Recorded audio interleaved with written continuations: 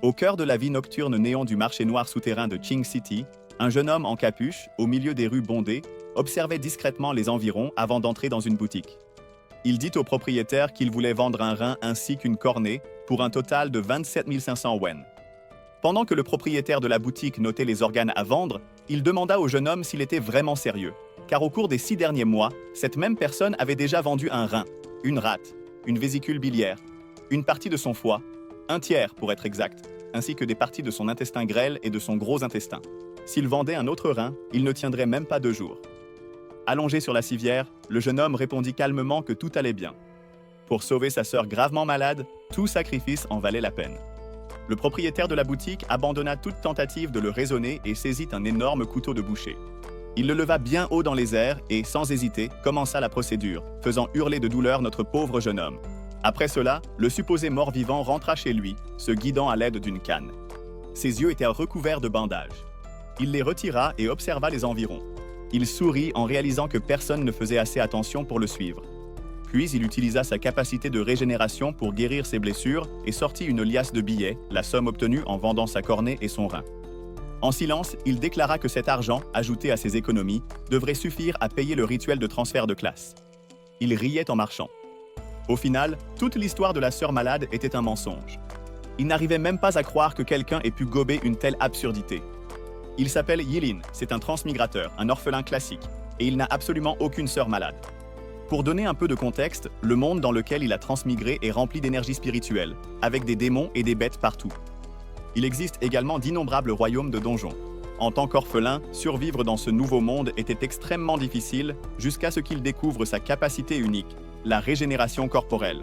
Peu importe la gravité de ses blessures, son corps se régénère complètement en quelques minutes. Même les organes ou membres perdus repoussent. Yilin a utilisé cette capacité pour vendre ses propres organes et économiser 100 000 wen. Tout cela n'avait qu'un but, payer les frais exorbitants de changement de classe, car ce n'est qu'en subissant le rituel de transfert et en éveillant son pouvoir qu'il pourrait devenir plus fort.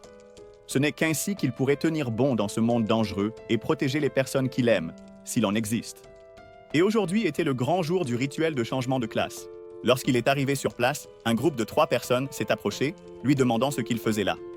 Il le connaissait comme un étudiant pauvre et ne comprenait pas comment il avait pu trouver l'argent pour participer au rituel.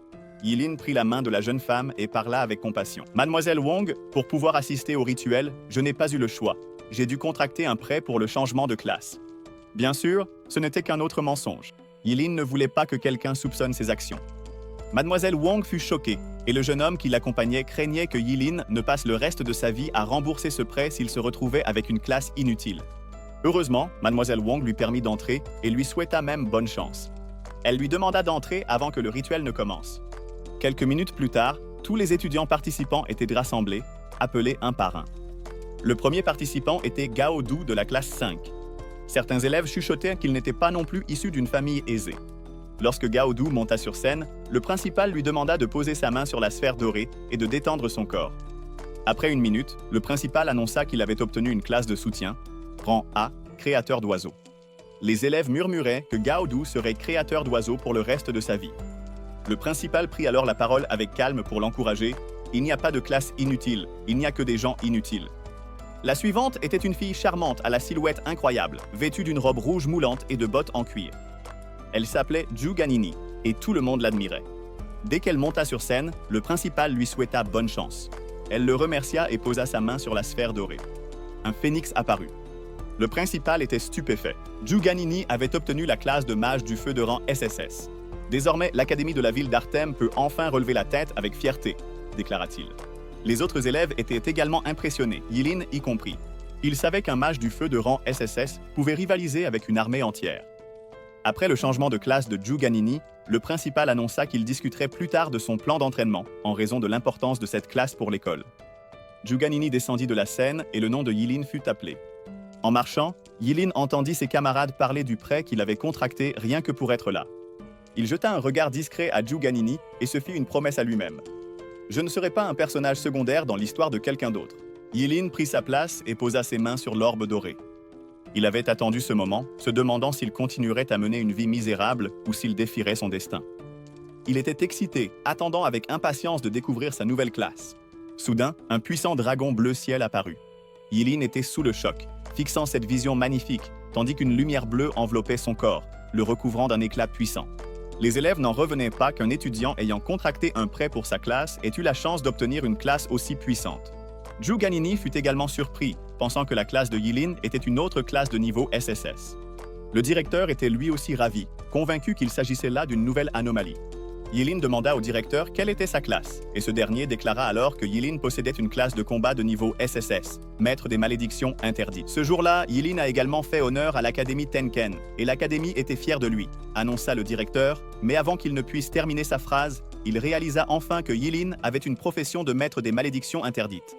Il fut stupéfait, car il n'arrivait vraiment pas à croire à la malchance d'un étudiant pauvre. Les autres élèves se moquèrent de Yilin en entendant cette nouvelle. Vous voyez, aucun maître des malédictions interdites, si tant est qu'il en ait jamais existé, n'a vécu au-delà de 25 ans. C'est parce que le maître des malédictions interdites est un type de profession qui consomme la propre vie de l'utilisateur pour activer ses capacités. Pour cette raison, ceux qui possèdent cette profession meurent toujours jeunes. La classe de Yilin était considérée comme une classe de déchets, et le simple fait de penser qu'il avait contracté un prêt pour acquérir une compétence aussi inutile était déjà tragique. Zhu Guanyin décida de partir. Elle soupira, déçue par la classe que Yilin avait obtenue. Yilin, toujours maître dans l'art de jouer la comédie, fit semblant d'être déprimé. Sa performance était si convaincante que le vieil homme eut pitié de lui donna une tape dans le dos et lui souhaita bonne chance. Bien qu'il soit un bon garçon, c'est dommage qu'il n'ait réussi qu'à obtenir la profession de maître des malédictions. Yilin demanda alors au directeur si tous les maîtres des malédictions mouraient vraiment à 25 ans. Le directeur lui répondit simplement de ne pas être négative, car il valait mieux brûler intensément que de vivre une vie sans signification.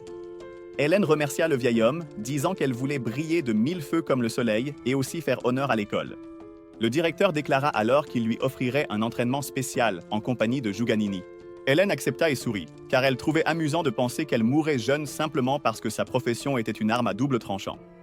Bien sûr, cela ne serait vrai que si elle n'avait pas une compétence secrète pour neutraliser cette menace de mort. Pour lui, cette histoire de mourir jeune parce qu'il était maître des malédictions ne signifiait rien face à son immortalité. Après le changement de cours, tout le monde décida de rentrer chez soi.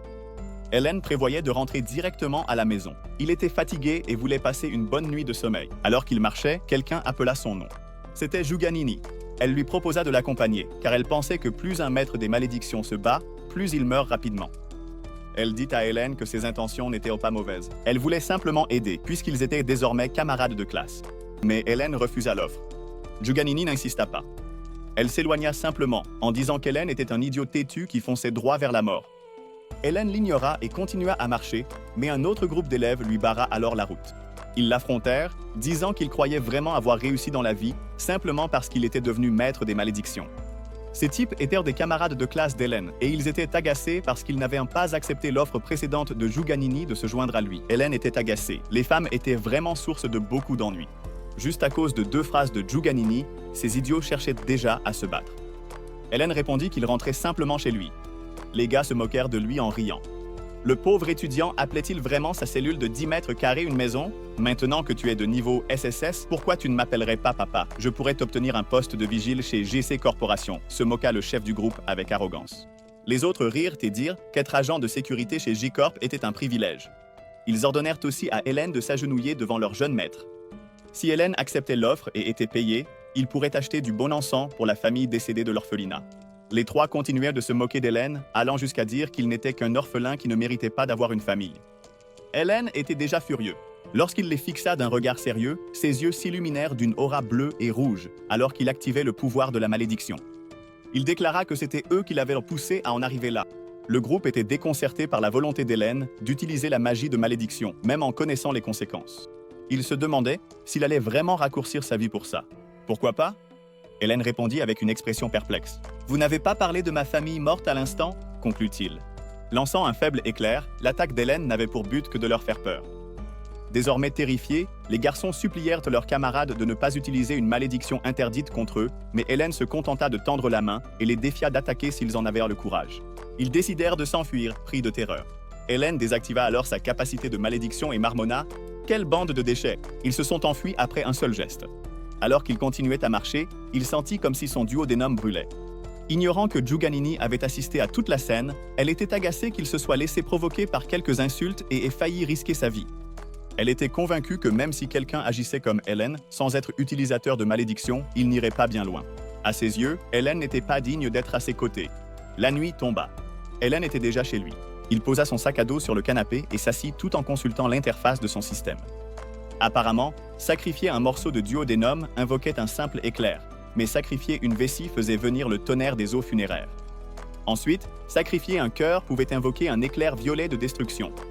Dans ce cas, Hélène en conclut qu'il mourrait s'il essayait d'invoquer le tonnerre le plus puissant du dieu du chaos.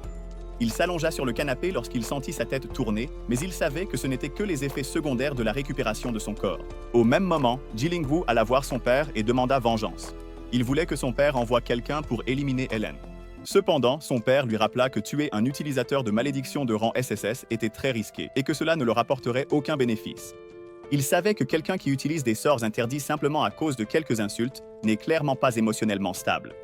Il écrasa sa cigarette dans le cendrier et dit à son fils de ne pas oublier qu'Hélène vient d'un milieu modeste. Il veut que son fils apprenne à utiliser son plus grand avantage pour frapper le point le plus faible de l'ennemi. Le lendemain matin, Hélène se rendit à l'académie Tim King. Il n'arrêtait pas de bâiller, faute d'un sommeil bien mérité. Les élèves autour de lui commencèrent à murmurer à propos de ce qu'il avait fait la veille, quand soudain quelqu'un tapa sur l'épaule d'Hélène avec une bouteille.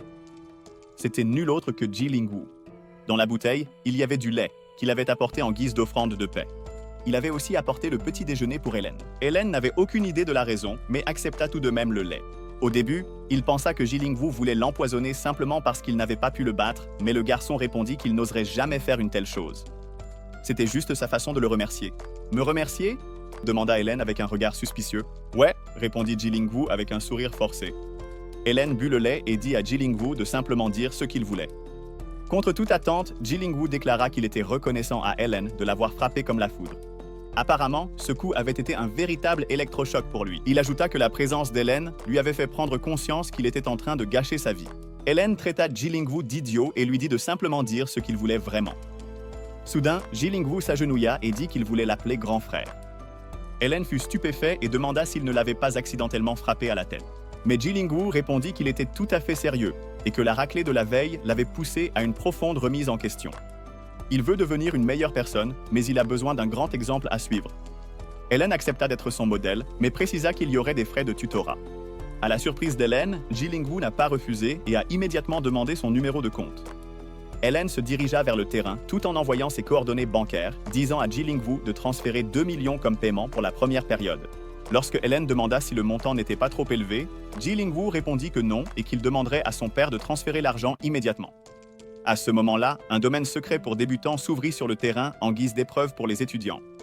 Le directeur espérait que tous les candidats de l'académie s'en sortiraient en bien. Bien sûr, tout le monde voulait gagner. Hélène et Zhuganini étaient en tête, si bien que les anciens aux côtés du directeur pensaient que les deux venaient de l'école Qinquan et avaient obtenu des professions de classe SSS cette année-là. À leurs yeux, tous deux semblaient extraordinaires. Le directeur s'est irrité, disant qu'il avait déjà dit à Hélène et Zhuganini de rester discrets, mais ses enfants ne savaient vraiment pas comment se comporter. 2 d'entre eux ont réussi à obtenir des professions de classe SS en même temps, et c'était tout simplement scandaleux. Vraiment scandaleux, n'est-ce pas? Il se mit alors à rire et se tourna vers les autres, leur demandant pourquoi ils étaient si silencieux. « Est-ce que vous êtes tous nés muets, par hasard ?» Les 3 vieux s'éloignèrent, disant qu'ils avaient encore des choses à faire. Comme on peut l'imaginer, ils étaient agacés par le directeur, qui se montrait si arrogant et leur jetait sa réussite à la figure. Quoi qu'il en soit, lorsque l'ordre fut donné d'entrer dans le royaume secret réservé aux débutants, les candidats commencèrent à se presser à l'entrée comme une vague. Avant qu'Elon ne puisse entrer, Zhuganini l'appela de nouveau, lui demandant s'il pouvait former une équipe. Elon refusa une fois de plus, ce qui la fit penser qu'il était arrogant. Puisqu'il tenait tant à mourir, elle n'allait pas l'en empêcher. Elon l'ignora et entra immédiatement dans le royaume secret. En atterrissant, il se rendit compte qu'il était seul. Personne n'était à proximité et il supposa que la téléportation avait été aléatoire. Un léopard de niveau 1 apparut alors, rugissant, mais Elon n'était pas le moins du monde effrayé. En réalité, il était excité. Il pensa que c'était l'ennemi parfait pour tester son sort interdit. Alors il attaqua et le tua instantanément, sans aucun effort. Elon gagna 10 points d'expérience, mais il fut déçu, trouvant que c'était bien trop peu. Il s'éloigna en se plaignant que cela ne valait même pas les dégâts infligés à ses reins, et qu'il devrait tuer une centaine de ces léopards rien que pour atteindre le niveau 2. C'est alors qu'il décida d'élaborer une autre stratégie. Quelque temps plus tard, Elon laissa une centaine de types de monstres différents le poursuivre. En courant, il ne pouvait s'empêcher de sourire, pensant que cette horde de monstres suffirait à lui rapporter une bonne quantité de points d'expérience. Certains de ces monstres avaient des corps à moitié humains. Il s'arrêta de courir, se tourna vers eux et déclara qu'il voulait tester sa malédiction interdite nouvellement apprise. Puis il lança sa malédiction de destruction. La malédiction était si terrible qu'elle augmenta la force et l'agilité d'Elon. Et avec son esprit doublé, la réincarnation ardente activée, il était convaincu qu'aucun monstre de niveau 10 ne pourrait résister à son coup tonitruant et dévastateur à pleine puissance. Il attaqua donc certains des monstres, les abattant sans la moindre hésitation. Il se rendit compte qu'il avait vieilli en seulement 5 minutes d'utilisation de cette capacité. Alors il décida de ne plus utiliser la malédiction interdite de la réincarnation ardente pendant plus d'1 minute au maximum. Sinon, il finirait par révéler son corps immortel. Il continua d'utiliser sa préservation de vitalité. Il sacrifia son bras gauche et toucha le sol tout en activant sa fureur dévastatrice, une malédiction interdite. Il a tué un loup gris de niveau 3 et a été récompensé par 30 points d'expérience. Ensuite, un serpent à 2 têtes de niveau 5 et il reçut 50 points d'expérience. Un scorpion cuirassé de niveau 6 et il gagna 60 points d'expérience pour chacun des 6 centaures. Et enfin, il tua une abeille de niveau 2 et reçut 20 points d'expérience. Avec cela, il passa au niveau 3. Il était à la fois satisfait et surpris par cette évolution. Il apprit également une nouvelle malédiction interdite appelée « L'enfer enflamme les cieux ». 1 heure plus tard, Juganini arriva dans la zone où Elon avait tué tous ses monstres.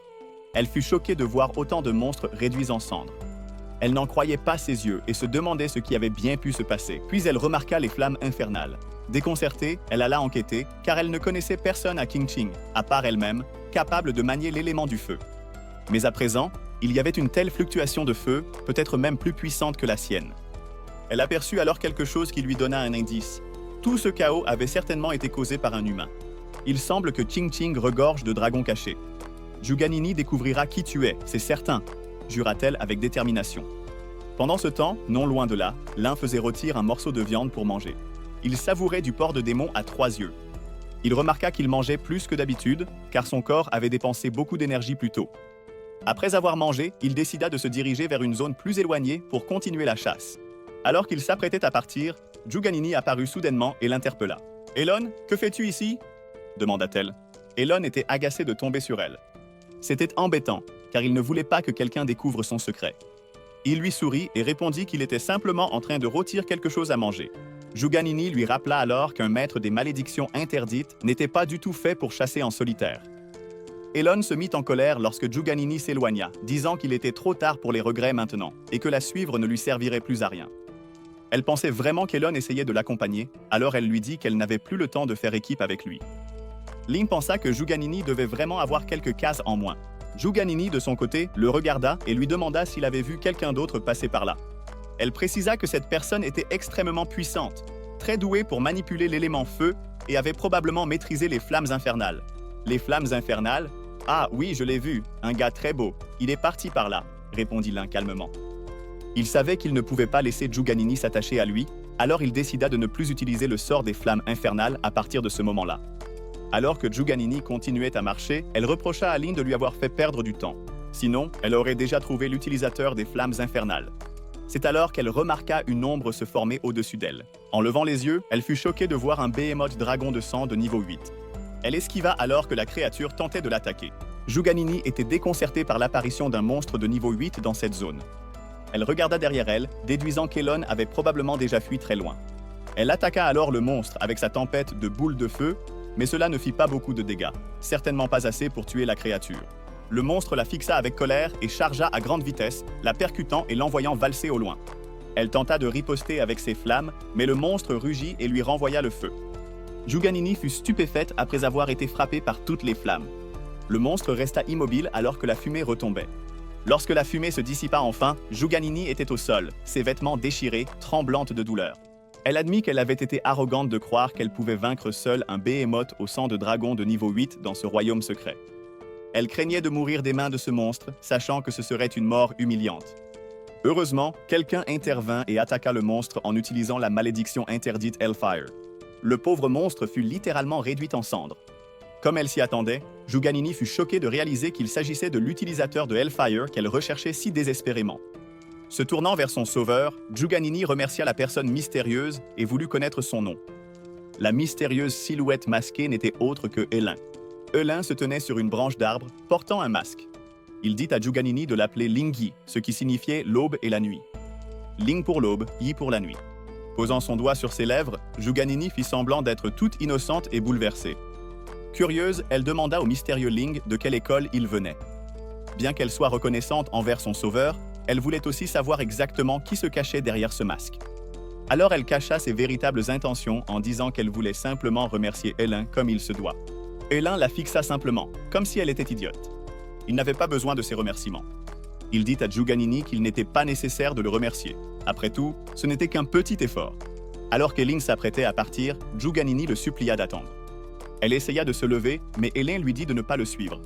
Il y avait encore des monstres plus puissants devant, et ce n'était certainement pas un endroit où quelqu'un de sa force devait s'aventurer.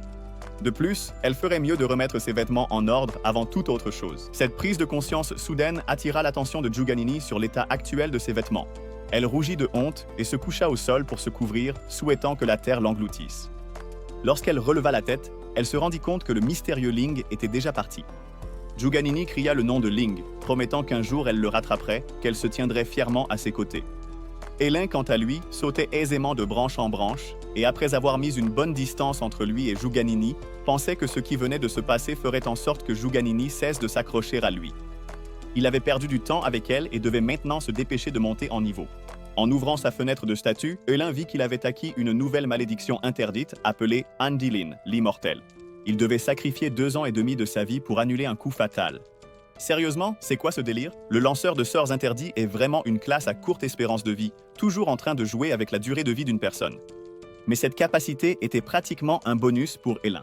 Avec cette malédiction interdite, Elin pouvait annuler un coup fatal.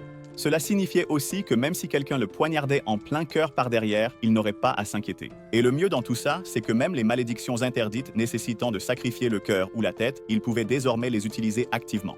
C'était tout simplement trop beau.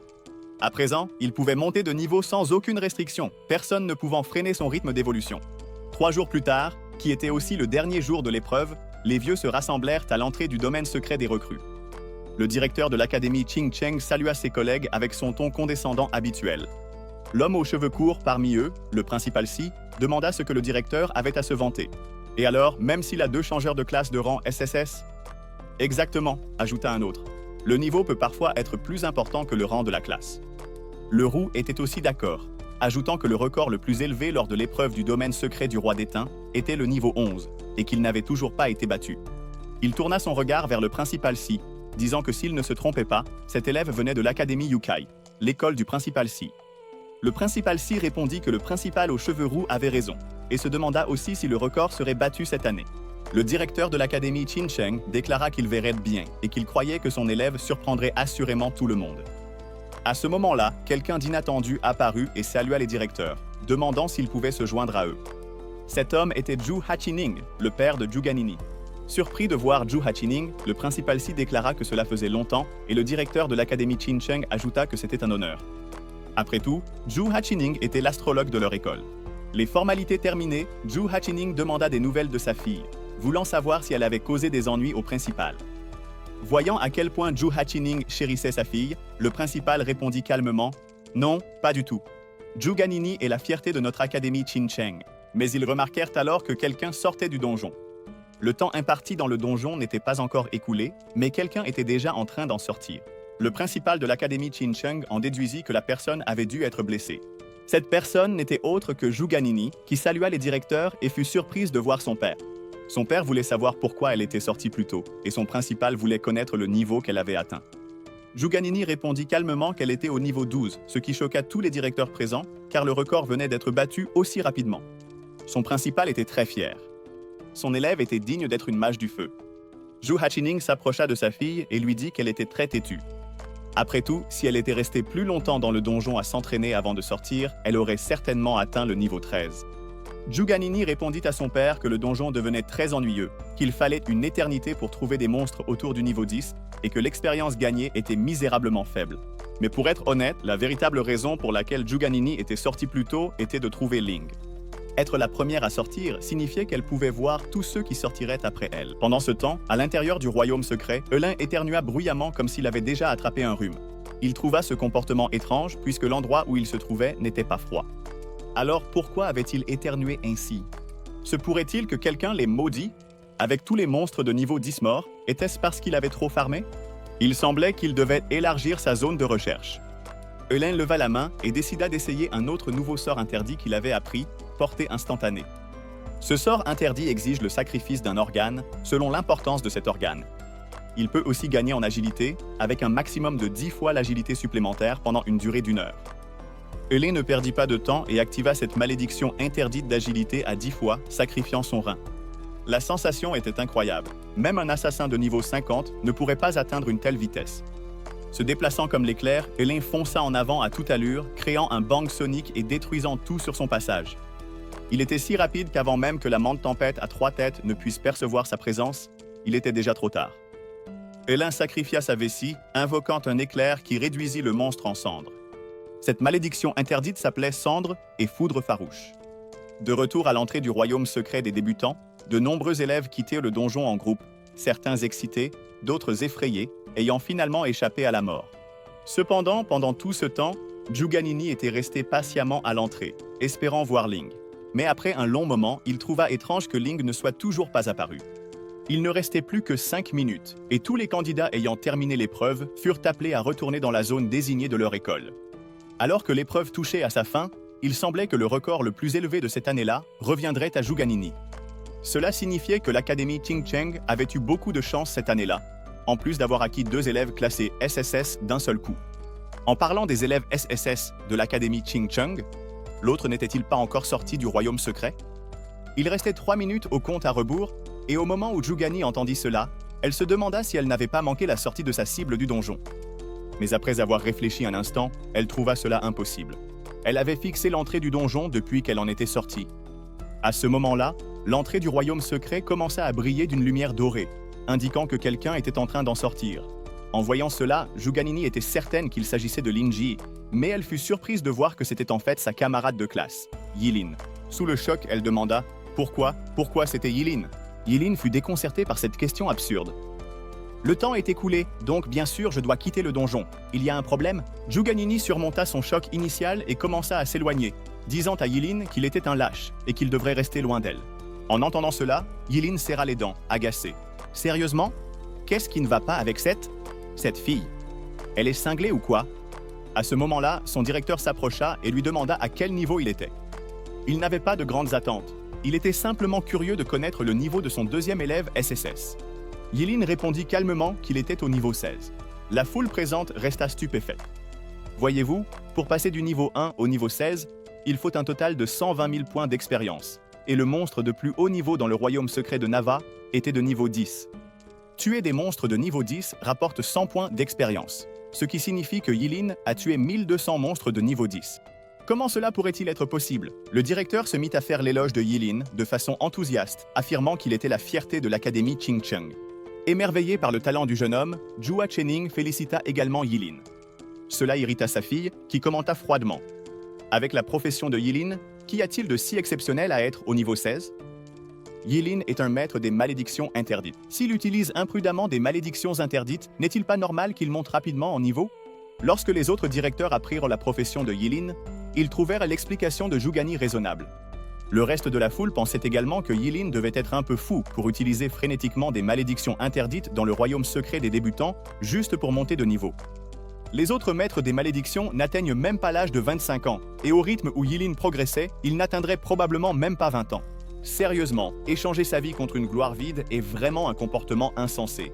Certains pensent aussi que Yilin montait de niveau de façon aussi frénétique, simplement pour rendre les autres jaloux, mais qu'il finirait par le payer de sa vie, alors autant le laisser profiter de sa gloire pendant quelques jours. Le principal aux cheveux longs s'approcha de Yilin et lui demanda sérieusement « Étudiant Yilin, pourquoi t'inquiéter? Dis-moi honnêtement, est-ce que le principal Gao t'a demandé de faire cela? Il semble que tu aies été trompé. Le principal Gao échange ta vie contre l'honneur de l'école. » Agacé, le principal Gao demanda quelles absurdités racontait son vieil ami. C'était un homme intègre. Comment aurait-il pu jouer avec la vie des élèves? Yilin prit enfin la parole, adoptant un air pitoyable. « Personne ne m'a forcé. C'était entièrement volontaire. J'ai grandi dans une famille pauvre et j'ai toujours été méprisé. Maintenant que j'ai la chance de tout donner, je ne vais pas être lâche. Même si je me fane au moment où je brille le plus, cela m'est égal. Je veux que tout le monde sache que je peux le faire. » Au moment où Yilin termina son discours émouvant, Zuan Chenxing applaudit et déclara calmement. « Bien dit. Ce jeune homme a vraiment de grandes ambitions. Quoi qu'il en soit, il est l'élève le mieux classé de cette épreuve du royaume secret pour débutants. C'est indéniable, n'est-ce pas? Il est numéro 1. Zuan Chening se présenta à Yilin comme le père de Zhuganini et lui dit que s'il avait besoin de quoi que ce soit à l'avenir, il pourrait le contacter. Zhuganini s'énerva en entendant cela et demanda à son père pourquoi il pensait que Yilin était numéro 1, puisque lorsque Ling sortirait, son niveau ne serait certainement pas inférieur à celui de Yilin. « Ah bon ?» rétorqua son père, bien que son ton reste calme. « Qui est donc ce talentueux Ling ?» En entendant cela, les directeurs commencèrent à se demander si l'un d'eux avait un élève portant ce nom, mais aucun ne semblait connaître cet étudiant. Malgré tout, Zhuganini affirma avec assurance que Ling était le véritable prodige, et que lorsque celui-ci sortirait du donjon, tout serait prouvé. Pendant ce temps, à l'intérieur, Yilin maudissait une fois de plus Zhuganini pour sa stupidité. Elle était tout simplement incapable de tenir sa langue. Las de cette farce, Yilin fit ses adieux au directeur Gao et à Zhuge Zhenin avant de partir. Il voulait rentrer chez lui et se reposer. Peu après, le temps imparti prit fin et l'épreuve du royaume secret de Nava s'acheva. Mais Zhuganini était perplexe face à ce résultat. Où était Lindy? Se pourrait-il que, pendant que je parlais à Yilin, Ling se soit éclipsé discrètement? Pestant, Zhuganini commença à rejeter la faute sur les autres. Elle était convaincue que la fuite de Lingyi était la faute de Yilin.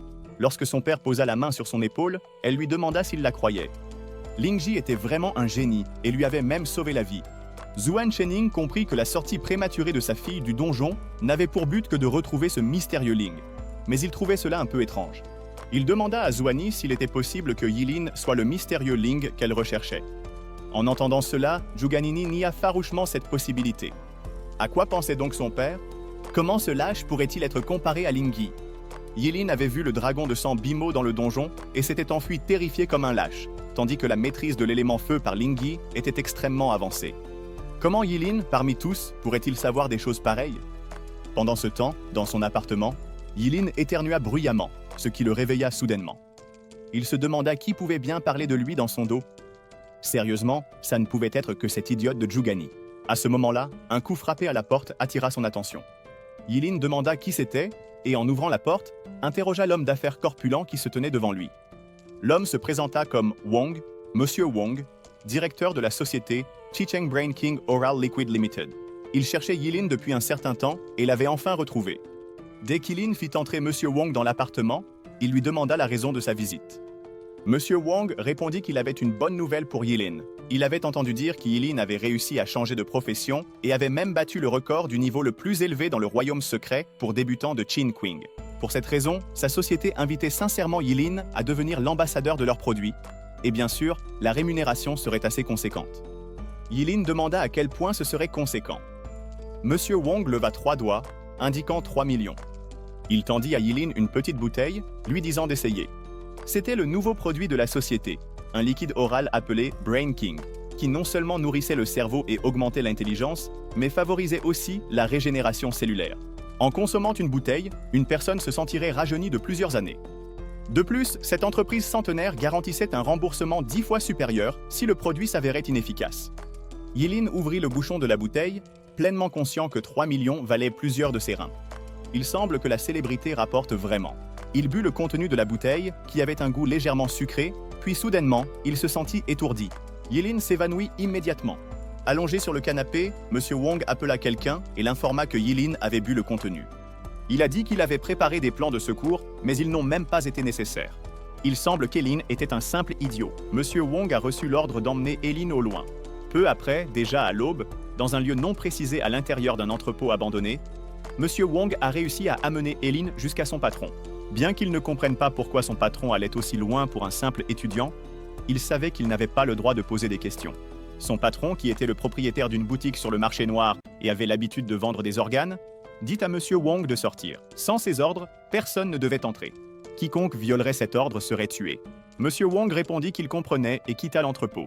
Le propriétaire avide de la boutique s'accroupit à côté d'Yilin, se rappelant comment Yilin lui avait vendu son foie, ses artères coronaires, sa vésicule biliaire, ses cornets, ses reins, sa rate, son gros intestin, son intestin grêle et, de façon surprenante, tous avaient repoussé.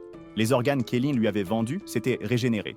Incroyable, tout simplement incroyable. Avec Yilin, il pourrait percer le secret de la régénération des organes. Alors qu'il se laissait emporter par ses fantasmes délirants, quelqu'un fit remarquer que le vieux salaud aurait un pouvoir suprême et une richesse incommensurable, et que même les plus puissants s'agenouilleraient devant lui. Le vieux salaud Zhugen acquiesça à cela, mais au moment même où il le fit, il se rendit compte de ce qui venait de se passer. En se retournant, il fut surpris de voir Eileen assis nonchalamment sur une chaise, les bras et les jambes croisés. Zhugen se demandait comment cela était possible. Comment Eileen pouvait-il être réveillé si tôt? Son somnifère aurait pu maintenir un éléphant inconscient pendant 6 heures, mais Eileen ne se souciait pas de cette stupide potion. Il était bien plus curieux de savoir comment Zhugen avait réussi à le retrouver. Zhugen surmonta le choc initial, pointe la lame vers Eileen et déclare que, puisque sa vache à lait est réveillée, il ne sera plus poli. Il devrait se rendre docilement, et il garantira qu'Eileen ne perdra aucun membre. Zhuken, dont la profession actuelle était lame fantôme de niveau 20, Eileen remarqua que Johans avait lui aussi effectué un changement de profession à un niveau supérieur au sien. N'ayant pas le choix, il décida de prendre les choses au sérieux. Il savait qu'utiliser l'élément feu risquait de brûler tout cet endroit, alors il valait mieux éviter de provoquer trop de dégâts. Eileen décida d'utiliser son regard glacial éternel, une malédiction interdite qui sacrifie ses propres yeux pour geler tout ce qui se trouve dans son champ de vision avant de le rendre aveugle. Zhugen fut stupéfait de voir toute la moitié inférieure de son corps gelé. Eileen maintint le sort actif tandis que la glace autour de Zhugen commençait à s'étendre. Zhugen se demanda ce qui était en train de se passer. Quel genre de sort était-ce donc? Il planta sa lame dans la glace, mais ne parvint pas à la briser. Ses yeux s'écarquillèrent lorsque la glace finit par envelopper tout son corps, ne laissant que sa tête à découvert. Zhugen ne cessait de marmonner que c'était impossible, puisque Eileen n'était qu'au niveau 16, alors que lui était au niveau 20. Même si Eileen était un maître des malédictions interdites, il ne pourrait pas le vaincre d'un seul coup. Quel genre de monstre était-ce donc? Maintenant que Zhugen était prisonnier, Eileen pouvait enfin avoir une conversation décente avec lui. Il demanda à Zhugen qui d'autre était au courant de sa capacité de régénération des organes. Zhugen répondit qu'à part lui, personne n'était au courant. Après tout, avec une découverte aussi incroyable, pourquoi en aurait-il parlé à quelqu'un? En entendant cela, Eileen choisit de croire ce vieux misérable et décida de lui accorder une mort rapide et sans douleur. Il leva le poing et écrasa le pauvre vieil homme sur la glace brisée. De plus, après avoir consommé tout le somnifère, Eileen décida de sacrifier d'abord son estomac. En sacrifiant son estomac, Eileen lança des éclairs sur les gardes à l'extérieur. Il en laissa un en vie pour l'interroger. Le pauvre gros ne voulait pas mourir. Alors, lorsque Eileen lui demanda qui était le chef dans l'ombre, il tenta d'abord de protester qu'il ne pouvait pas le dire, car il serait tué. Mais en voyant Eileen couvert d'étincelles électriques, il parla immédiatement. Leur chef était le roi du marché noir de King Chang, Kanson. Le pauvre gros reçut une décharge électrique dès qu'il eut fini de parler. Eileen attrapa son menton et s'éloigna, essayant de se rappeler où elle avait déjà entendu le nom de Kanson. Cela lui semblait familier. Il ne fallut pas longtemps pour se souvenir que Kanson faisait partie des 10 philanthropes les plus en vue de la ville de Qingqin. Les choses se compliquaient. Pendant ce temps, ailleurs dans le marché noir souterrain de Qingqin, un homme d'âge mûr, un gros cigare à la bouche, se détendait sur un canapé en cuir pendant qu'un de ses hommes lui apportait des nouvelles urgentes. Cet homme, c'était Kanson, et les sourcils froncés, il fut choqué d'apprendre que toute communication avec son agent Jiu avait été perdue. Le chauve informa qu'il n'avait pas réussi à contacter Jiu depuis une demi-heure. Alors il s'était rendu à sa ferme et avait retrouvé toute la zone réduite en cendres. D'après les indices laissés par l'incendie, cela semblait être l'œuvre d'un professionnel. Kanson entra dans une colère noire et frappa violemment la table devant lui, la détruisant. Il ordonna à ses hommes de retrouver le coupable immédiatement, sans perdre une seconde. Le lendemain, Eileen arriva à la grande résidence de la famille G, où il fut chaleureusement accueilli par Jilingu, qui était devenu un fidèle disciple après leur précédente rencontre. Dès qu'il apprit la visite d'Eileen, Jilingu envoya quelqu'un le chercher. Jilingu mentionna timidement les 2 millions de yuans qu'Eileen avait demandé auparavant, ajoutant qu'il en avait déjà parlé à son père. Cependant, Eileen l'interrompit, demandant à Jilingu s'il essayait de le manquer de respect en parlant d'argent à ce moment-là, puisqu'il avait accepté de prendre Jilingu comme subordonné et que l'argent n'était qu'une broutille. En entendant cela, Jilingu passa son bras autour des épaules d'Eileen et l'accueillit chaleureusement, disant qu'à partir de maintenant, Eileen devait considérer cette maison comme la sienne également. Au fond de lui, Jilingu comprit que son père avait raison. Il croyait qu'Eileen était un homme simple qui accordait beaucoup d'importance à sa dignité. Ainsi, tant qu'il pourrait exploiter cela, il parviendrait à atteindre ses objectifs. Eileen, de son côté, avait planifié cette rencontre afin d'utiliser la famille G comme bouclier contre Kanson et ses hommes. Il était certain que Kanson n'oserait pas l'attaquer à l'intérieur de la propriété de la famille G. Eileen entra dans la maison et fut surpris de trouver un grand nombre de domestiques alignés, le saluant de manière polie et respectueuse, ce qui le laissa quelque peu sans voix. Il les regarda et pensa en lui-même à quel point la vie est différente pour ceux qui possèdent la richesse.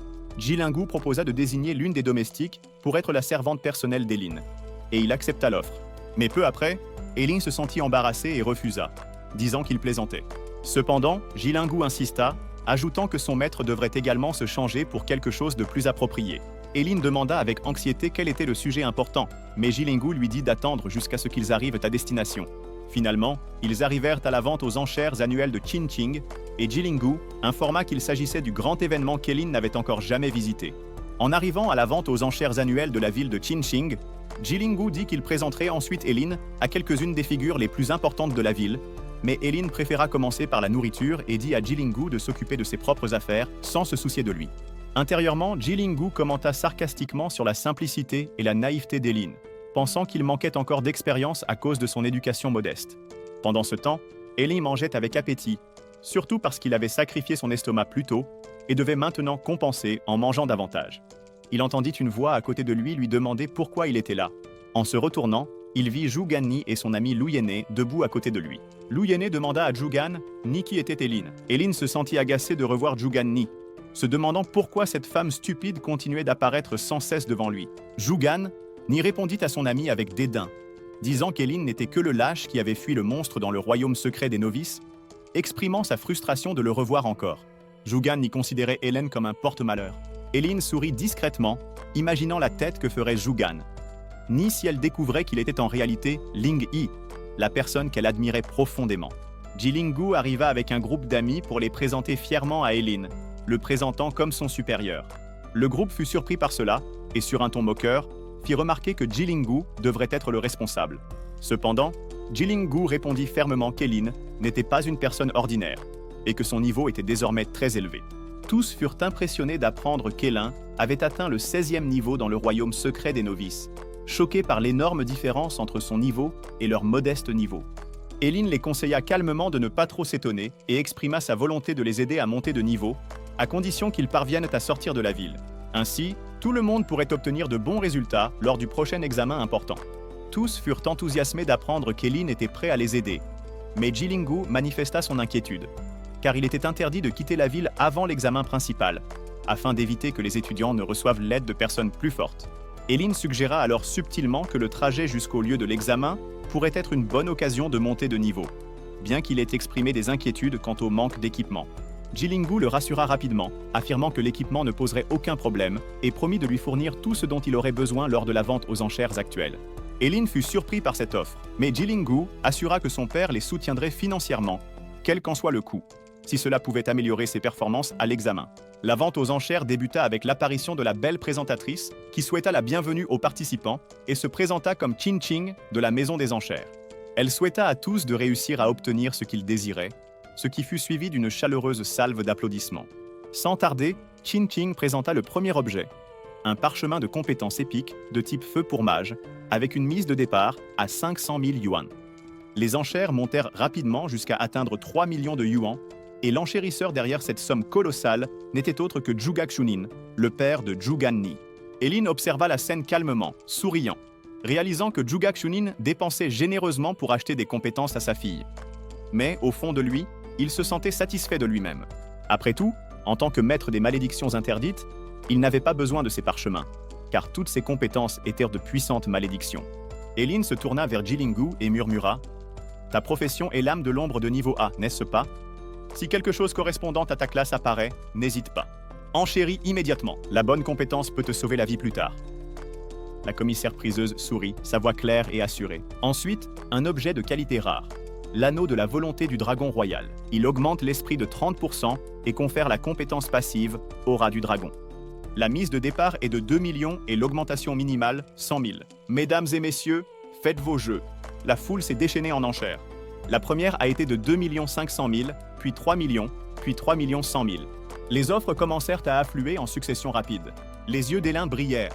Une augmentation de 30% de l'esprit? C'est énorme pour n'importe quel combattant éveillé. C'est un véritable tournant. Il encouragea Ling Yu à enchérir sur l'anneau. Jilingu se pencha vers son père et lui dit qu'elle voulait cette bague. Le père n'hésita même pas. 8 millions. Il estimait que dépenser 8 millions pour aider son fils à réussir l'examen national et à entrer dans une université prestigieuse en valait la peine. Quant à Elan, c'était un invocateur interdit et de toute façon, il ne vivrait pas très longtemps. Alors, après quelques années, il mourrait. Et tout l'équipement acheté pour lui finirait par revenir à la famille Jie.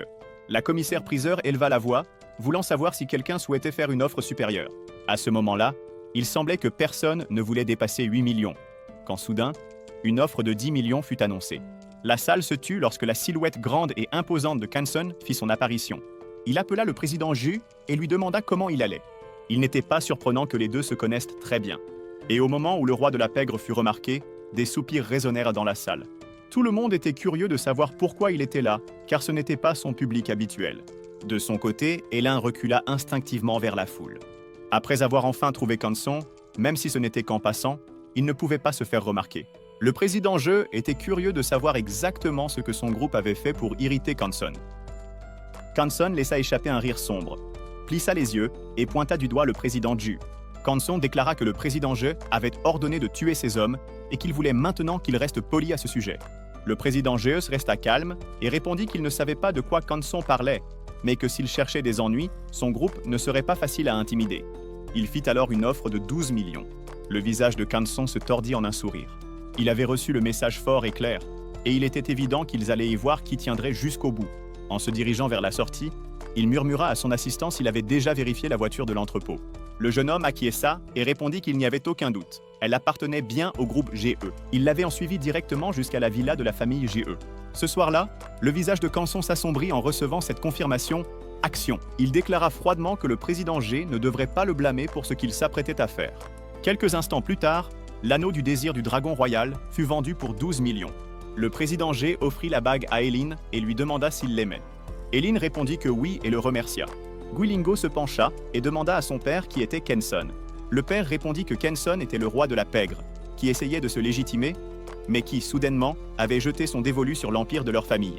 Canson ne semblait pas être le genre d'homme à faire des menaces en l'air. Alors Hélin avertit le président G que, bien que le groupe G soit puissant et attire souvent une attention indésirable, il ne coûtait rien de rester vigilant et de faire preuve de prudence. En entendant cela, le président G acquiesça. L'anneau du dragon empereur Rui augmente l'attribut spirituel de 30%. L'utilisateur de l'anneau est béni par l'énergie du dragon et sa chance augmente de 10. Hélin mit l'anneau à son doigt et sentit une vague d'énergie parcourir son corps. Ses attributs spirituels augmentèrent de 30% et sa chance grimpa également de 10. Excité, il assura au président Guy de ne pas s'inquiéter. Même s'il devait forcer son fils, il veillerait à ce que Jilingu entre dans une académie prestigieuse. Le président Juryu déclara que désormais, ils étaient en tous une famille, donc Hélin n'avait pas besoin d'être aussi formel. Lui et son fils étaient pratiquement des frères.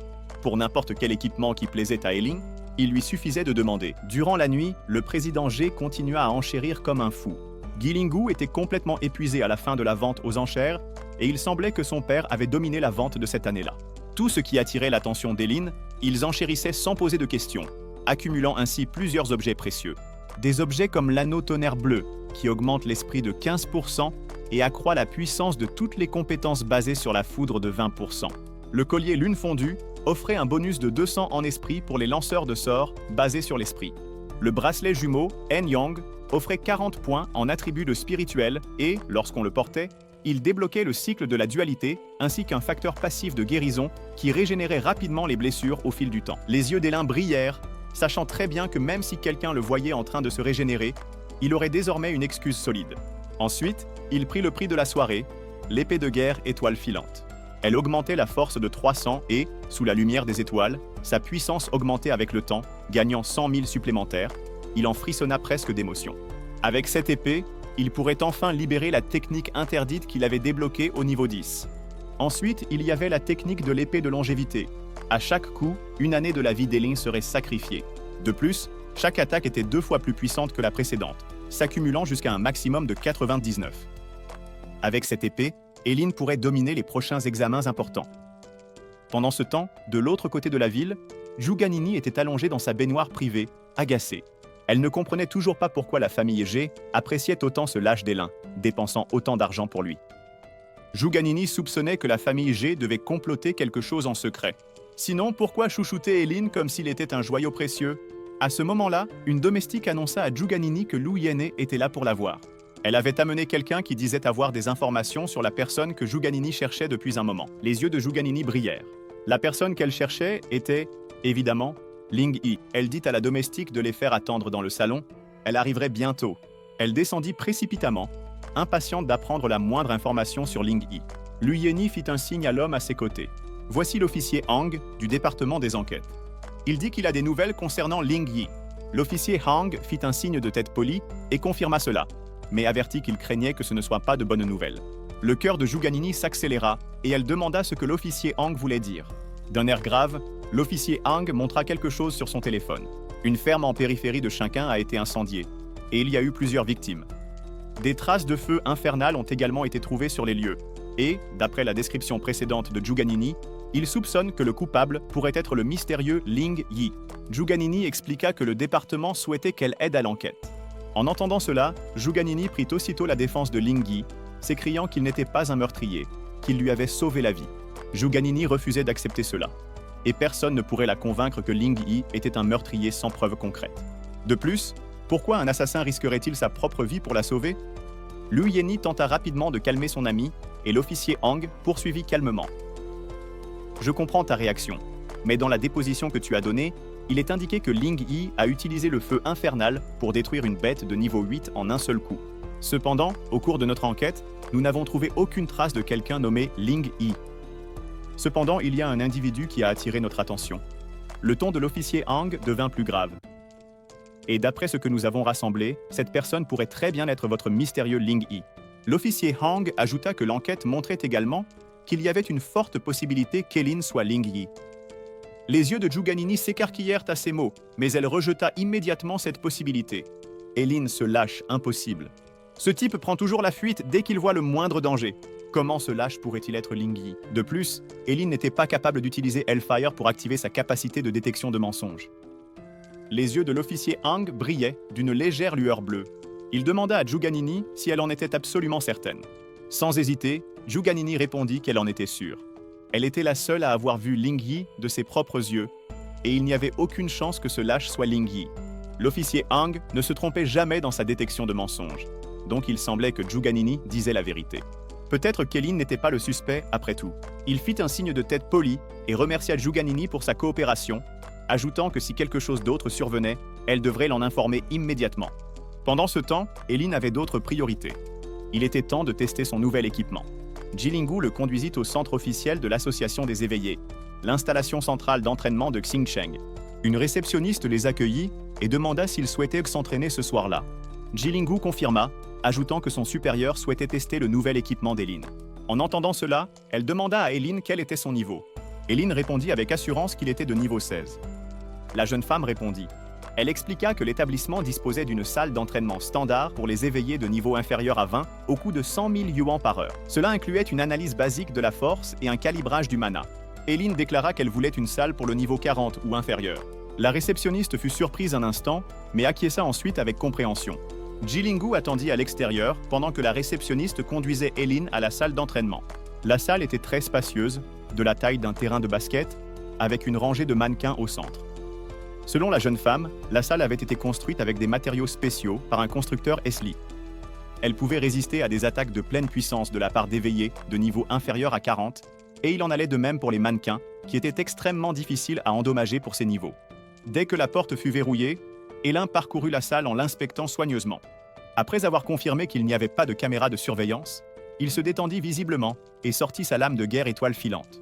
Elin s'élança en avant, décidée à essayer la technique de l'épée Yango, qui consommait une année de sa vie à chaque coup. Elin sauta haut, tenant fermement la lame de guerre étoile filante. Le premier coup d'épée fut accompagné d'un grondement assourdissant dans la salle d'entraînement, comme si quelque chose avait été complètement déchiré. Une lumière éclatante scintilla sur la lame de guerre étoile filante qui représentait la vie ardente d'Elin. Après le premier coup, le second fut encore plus tranchant et puissant, et l'air dans la salle semblait avoir été fendu, formant une énergie d'épée invisible. Puis vint le troisième, le quatrième et le cinquième coup. La vitesse des mouvements d'Elin augmentait à chaque instant, et chaque coup était plus puissant que le précédent. Lorsqu'Elin donna le 99e coup, toute la salle sembla trembler, et de puissantes fluctuations d'énergie emplirent dans l'air. À ce moment-là, l'impact fut tel que le sol sembla se dérober sous les pieds, et une lumière sans précédent jaillit de la lame de guerre étoile filante, illuminant toute la salle. Une énergie invisible jaillit de la lame et trancha immédiatement les mannequins devant elle, les réduisant en morceaux. Après avoir accumulé 99 couches de la technique de l'épée Yango, chaque coup de son épée était d'une puissance terrifiante. Elin ressemblait à un dieu de la guerre. Après avoir frappé des centaines de fois d'affilée, dans un fracas retentissant, les mannequins qui étaient censés pouvoir bloquer les attaques totales des éveillés de niveau inférieur à 40 gisaient déjà brisés au sol. Pendant qu'Elin continuait à tester le reste de l'équipement, ainsi que ses sorts interdits, une légère secousse pouvait être ressentie à l'extérieur. Jilingu expliqua à la jeune femme qu'un examen important approchait. Alors Elin avait tendance à devenir un peu fou lorsqu'il commençait à s'entraîner. Les deux furent interrompus lorsque Elin sortit de la salle d'entraînement, satisfait. Avec ses deux sorts interdits, la réincarnation ardente et la technique de l'épée de longévité, combinées à son épée et au reste de son équipement, il avait une bonne idée de sa force actuelle. Jilingu était curieuse de savoir pourquoi Elin était sortie si tôt. Elin répondit qu'il était épuisé et avait besoin de se reposer, et il voulait aussi savoir s'il n'aurait pas à payer pour d'éventuels dégâts causés dans la salle d'entraînement. La jeune femme pensa d'abord qu'Elin plaisantait. Après tout, la salle était conçue pour des éveillés de niveau inférieur à 40. Et si Elin, un éveillé de niveau 16, pouvait endommager l'endroit, cela signifiait que la qualité n'était pas bonne. Comment pourrait-elle lui demander de payer pour cela? Rassurée, Elin emmena rapidement Jilingu à l'extérieur, tandis que la jeune femme entra pour vérifier la salle. En découvrant que presque tout avait été complètement détruit, elle se couvrit la bouche, choquée. Les mannequins étaient découpés et carbonisés. Aucun d'eux ne restait debout. Pendant ce temps, dans la résidence de la famille G, les deux gardes postés à l'entrée furent soudain attaqués par un ennemi inconnu. Le cou de l'un des gardes fut transpercé par une fine aiguille enduite de poison. Alors qu'il tenait son cou, ressentant la douleur, l'autre, alarmé, demanda ce qui s'était passé. Sans qu'il ne s'en rende compte, une paire de mains surgit de l'ombre derrière lui, et son cou fut brisé horriblement par derrière. Des cris résonnèrent, et le bain de sang suivit rapidement, tandis que la scène montrait le président G, qui se trouvait dans son bureau lorsqu'il entendit toute cette agitation à l'extérieur. Il se demanda ce qui se passait, mais c'est alors que la vieille gouvernante, un peu ensanglantée et blessée, ouvrit la porte du bureau et dit à son maître de s'enfuir. Il était sur le point d'expliquer quand, soudain, un couteau se planta dans son corps, dans le bas du dos. Il cria de douleur tandis que sa vitalité disparaissait rapidement. La personne responsable de ce massacre apparut enfin, et ce n'était autre que Kenson. « On se retrouve » dit-il en se moquant du président Jay. Le président Jay, furieux, dégaina son arme, mais avant qu'il ne puisse tirer, un long couteau à l'éclat froid vola comme un éclair, et sous le regard incrédule du président Jay, ses mains étaient déjà projetées en l'air. Kenson afficha un sourire méprisant et traita le président Jay d'imbécile pour avoir utilisé une arme contre un changeur de métier. Sérieusement, avait-il un problème au cerveau? Voyez-vous, les armes à feu pouvaient encore fonctionner contre ceux qui venaient tout juste de changer de métier. Mais une fois leur force atteignant le niveau 30 ou plus, les armes n'étaient plus que des jouets face à eux. Kenson leva son épée, prêt à tuer le président Jay, lorsqu'un de ses hommes accourut soudainement pour l'informer que les deux garçons n'étaient pas dans le manoir. Malgré son agacement, Kenson décida de laisser le président Jay en vie un peu plus longtemps. Après tout, le tuer reviendrait à éliminer le point faible de Jilingu. Mais s'il ne détruisait pas tout ce qui concerne la famille Ji, il finirait par revenir se venger à l'avenir. Kenson prévoit d'utiliser le président Jay comme appât pour attirer ces deux garçons, et ensuite les éliminer tous ensemble. En moins d'une demi-heure, toutes les personnes dans le manoir de la famille Jay, à l'exception du père de Jilingu, étaient devenues des cadavres froids. Lorsque Jilingu et Elin revinrent à la résidence de la famille Jay, ils sentirent immédiatement que quelque chose n'allait pas. Les gardes qui auraient dû se trouver à l'extérieur avaient disparu. Le manoir était effroyablement silencieux, et même les lumières étaient éteintes, comme s'il y avait eu une coupure de courant. Elin sentit soudain une forte odeur de sang et se précipita immédiatement à l'intérieur, envahi par un mauvais pressentiment. Il dit à Jilingu de se préparer mentalement tout en allumant les lumières. Jilingu se tenait là, abasourdi, regardant la scène horrible. Les corps des changeurs de métier et des domestiques engagés par la famille Ji étaient éparpillés sur le sol, avec des membres brisés et des bras partout. Beaucoup affichèrent des expressions de terreur, comme s'ils avaient vu l'esprit le plus effrayant avant de mourir. Jilingu fit quelques pas en arrière, livide, tentant de nier la réalité. « Nous avons dû entrer dans le mauvais endroit. Ce n'est pas notre maison. » Elin l'avertit de faire attention et, hurlant de peur, courut désespérément vers le bureau de son père. Il y avait une feuille de papier sur le bureau, non loin de lui. La prenant, il appela Jilingu pour qu'il vienne voir. Jilingu accourut, furieux. La lettre indiquait que, s'il voulait sauver son père, il devait emmener Elin au marché noir souterrain pour le retrouver. De plus, toutes les 6 heures, un morceau de chair serait découpé sur le corps de son père. La colère de Jilingu atteignit son paroxysme, et il déchira la lettre en deux, jurant de tuer Kenson de ses propres mains. Jilingu était sur le point de sortir pour affronter Kenson jusqu'à la mort, quand Elin lui saisit l'épaule et dit que tout cela était arrivé à cause de lui. Il irait donc sauver le président Guy, tandis que Guy Lingwu devrait trouver un endroit où se cacher. Guy Lingwu refusa, mais Eileen l'assomma habilement. Il s'excusa et promit de ramener son père sain et sauf. Eileen allongea le Guy Lingwu inconscient sur le canapé et quitta le manoir. Eileen promit de montrer à Canson à quel point un maître maudit, qui ne tient pas à sa propre vie, peut être terrifiant. Pendant ce temps, au cœur le plus sombre du marché noir souterrain de Qingcheng, les hommes de Canson étaient dispersés partout, vigilants et armés. Une ombre noire traversa le ciel nocturne tel un fantôme et atterrit silencieusement, sans alerter aucun garde. Eileen portait des vêtements noirs, des chaussures noires, et son visage était enveloppé d'un tissu noir, complètement camouflé dans la nuit. Bien que les gardes soient nombreux, s'il parvenait à entrer discrètement et à prendre Canson par surprise, il aurait peut-être une chance de le tuer sans attirer l'attention. Mais, justement au moment où Eileen pensait à cela, l'un des gardes se retourna soudainement dans sa direction, le regardant droit dans les yeux. Surpris, Eileen ne comprenait pas comment, malgré sa cachette parfaite, il avait été découvert si facilement. Le chef arrogant pointa son arme vers une caméra cachée au-dessus de la tête d'Eileen et lui demanda de quelle époque il venait pour se cacher ainsi dans l'ombre. Apparemment, tout l'endroit était équipé de caméras de surveillance à vision nocturne infrarouge.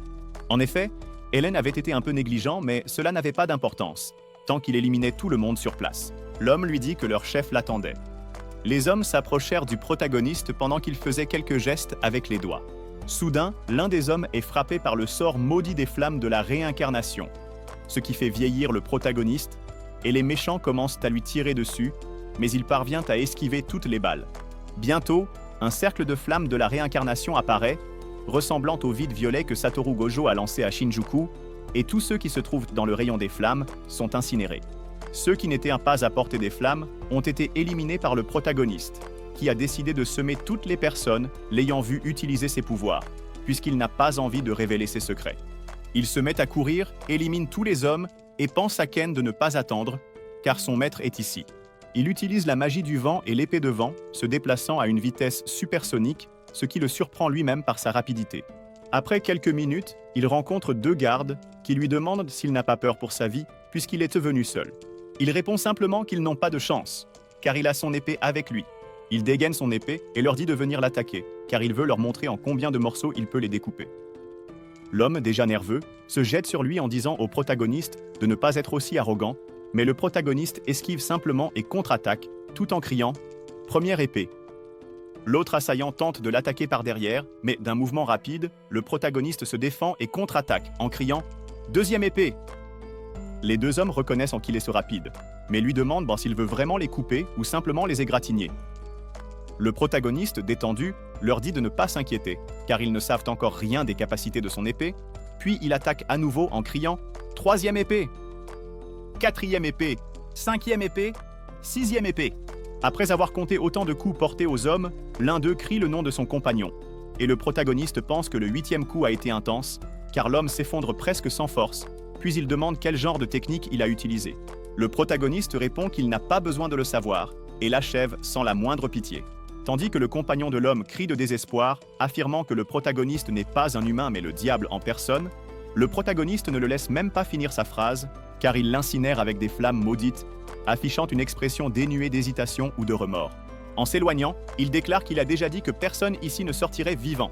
On passe à une porte qui explose. Plusieurs hommes en sortent en appelant à l'aide, disant que notre protagoniste ne peut pas être tué. Et lui, il continue simplement, brûlant et découpant. On dirait même qu'il prépare de la viande pour le barbecue. Il poursuit la viande pour qu'elle ne s'échappe pas. Il lui ordonne d'arrêter de courir, sinon il devra recommencer à compter. Mais quelque chose attire son attention. La silhouette d'un homme avec une hache, qui dit que cela fait longtemps que personne n'a osé venir ici seul pour causer des problèmes. C'est le combattant numéro 1, de niveau 42, du marché noir. Il demande quel est le secret de notre protagoniste, car même blessé, il ne s'arrête pas. Le protagoniste répond qu'il le dira, à condition qu'il baisse sa hache, tout en pensant que cette hache semble peser 100 kilos. Le combattant lui saute dessus, disant qu'il va le tuer et ensuite l'étudier tranquillement. Et soudain, une explosion de débris est visible. Le protagoniste utilise ses compétences pour échapper à l'attaque, ce qui fait réaliser au combattant qu'il est un maître des malédictions. Il lui demande alors combien de temps il peut supporter de brûler sa propre vie pour obtenir de la puissance au combat. Sans attendre de réponse, il lui saute à nouveau dessus. Les deux se battent avec tout ce qu'ils ont, jusqu'à ce qu'à un moment donné, le protagoniste perde son épée.